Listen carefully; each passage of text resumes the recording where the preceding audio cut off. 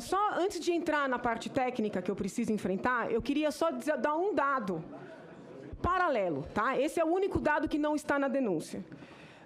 Enquanto tem gente assinando carta contra Sérgio Moro, eu tenho lido as sentenças dele, independentemente de concordar ou não.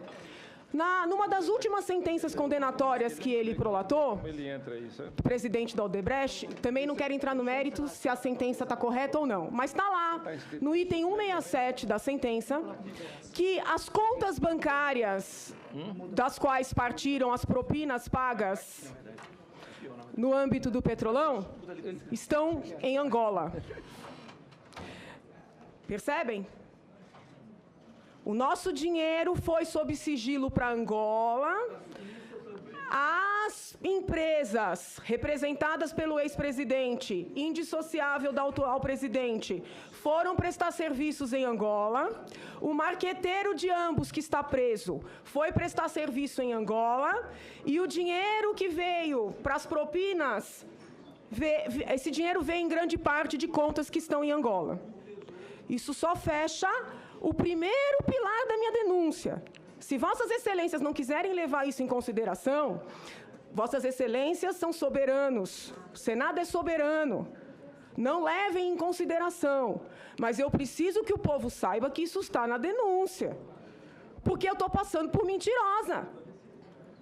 Tem gente gravando vídeo aí, falando para o povo que não tem nada de lava-jato na denúncia. Aí as pessoas me mandam e-mail, as pessoas do povo que querem entender. Aliás, agradeço o povo que tem mandado e-mail, pedindo esclarecimento, mandando oração, entendeu?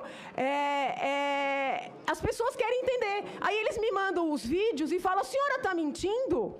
Então eu preciso dar esse esclarecimento. O primeiro pilar da nossa denúncia é lava-jato, é Petrolão. O segundo pilar é pedaladas, o terceiro pilar são os decretos. Eu sou acusação, eu trago as alegações.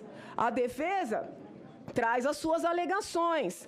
Vossas Excelências, que são os magistrados desta causa, vão dar a decisão, acolhendo ou a minha, ou a da defesa, ou parcialmente. Vossas Excelências são as autoridades. Pois bem, seguindo a obra de Paulo Brossat, que é a maior autoridade, que Deus guarde tem, a maior autoridade em impeachment neste país, inclusive fatos alheios à denúncia, num processo de impeachment que é jurídico-político, podem ser levados à consideração pelo Senado Federal na hora do julgamento. Isso está citado na nossa denúncia, na página 11 e na página 42. Eu só estou dizendo qual é a doutrina. Tá? A doutrina diz isso, está na minha denúncia, mas eu não estou pedindo a Vossas Excelências que considerem nada além do que está na denúncia.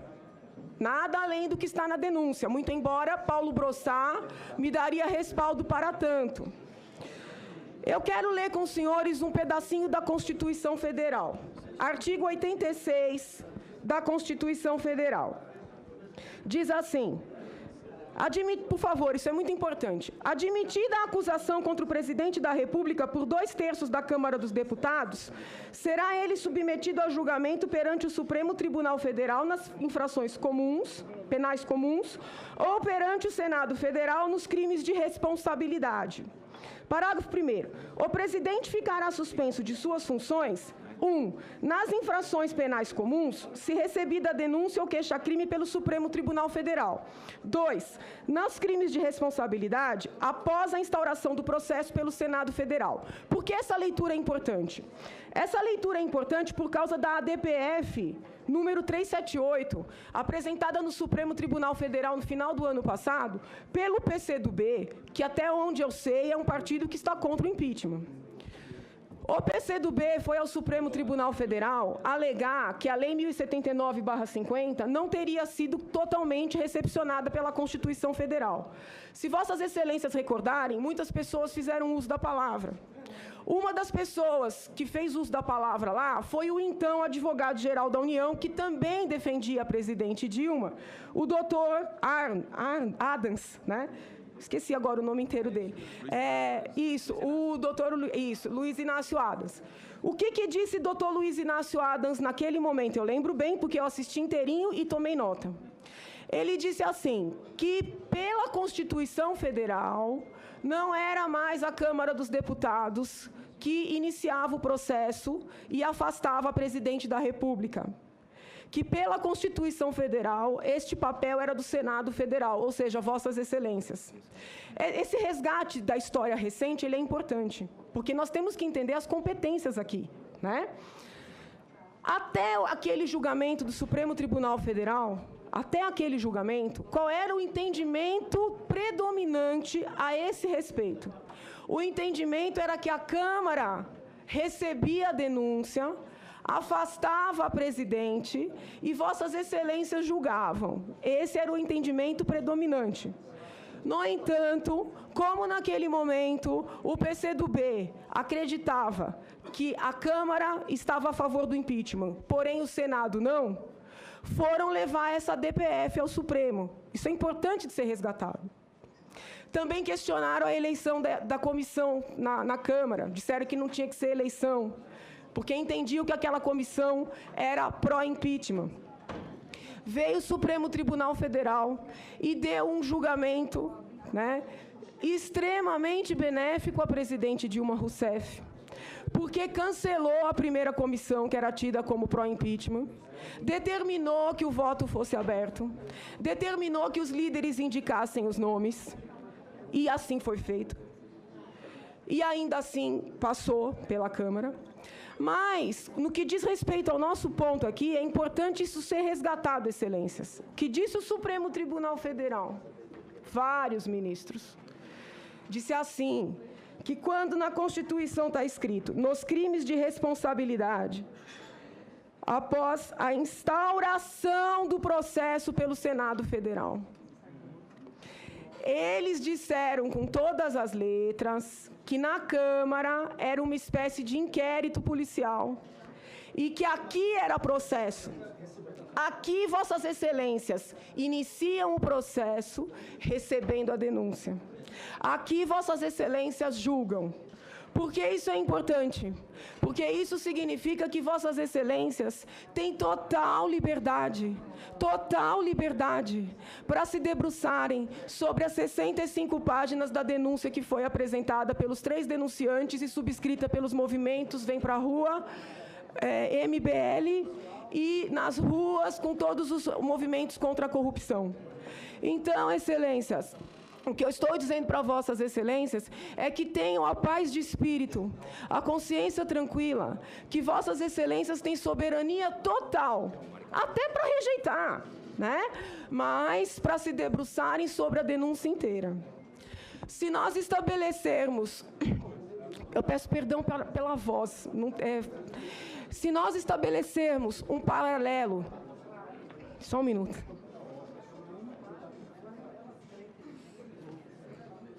Se nós estabelecermos um paralelo, vamos continuar, Excelências. Se nós estabelecermos um paralelo entre o inquérito policial e o processo, num processo crime, o presidente da Câmara, senhor Eduardo Cunha, seria o delegado de polícia. E Vossas Excelências, os juízes. Quem é versado em direito aqui sabe. Por favor, senhores, por favor. A capitulação jurídica conferida pelo delegado nunca vincula o juiz. A capitulação jurídica é um norte. Essa capitulação não vincula o juiz.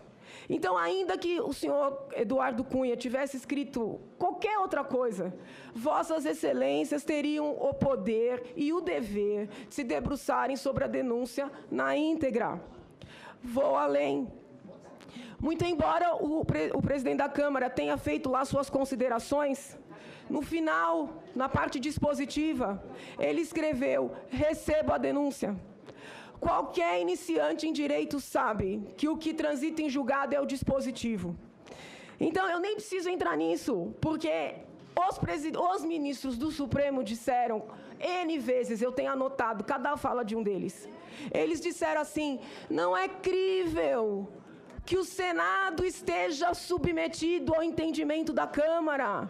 Isso é uma inversão. Estou mentindo? Os ministros disseram.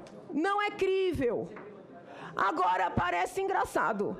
Se o Supremo Tribunal Federal decidiu que Vossas Excelências não estão submetidos à Câmara, sequer ao plenário, 2/3, como é que estão submetidos à primeira manifestação do presidente lá atrás, a título precário? Fica a indagação para quem quiser formular para o AGU amanhã. Vamos ver o que ele pensa. Vou além. Eu acho graça, com todo respeito, quando eu ouço o governo desmerecer o meu processo, o nosso processo, que somos... Na verdade, não somos só 3, somos muitos. Né? Quando eu falei lá no Lago São Francisco, somos muitos Hélios, muitos Miguéis, muitas Janaínas, disseram que eu estava bêbada. Eu não estava, não, estava muito sóbria.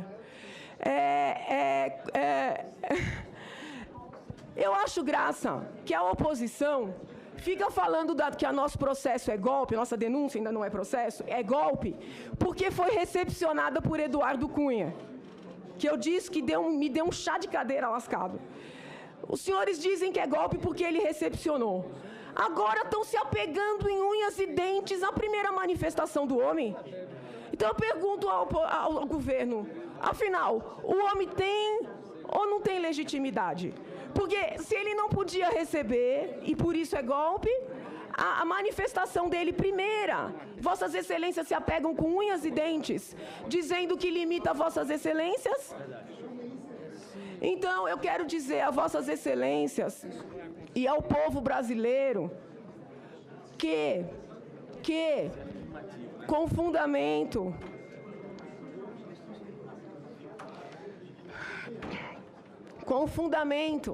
vamos lá, com fundamento na Constituição Federal, nesse dispositivo que eu li, na Lei 1079/50, que é a lei que trata do impeachment, que o Supremo julgou que foi recepcionada, no julgamento do Supremo de dezembro, na doutrina, que Vossas Excelências têm todo o poder e mais, têm o dever de analisar a nossa denúncia na íntegra.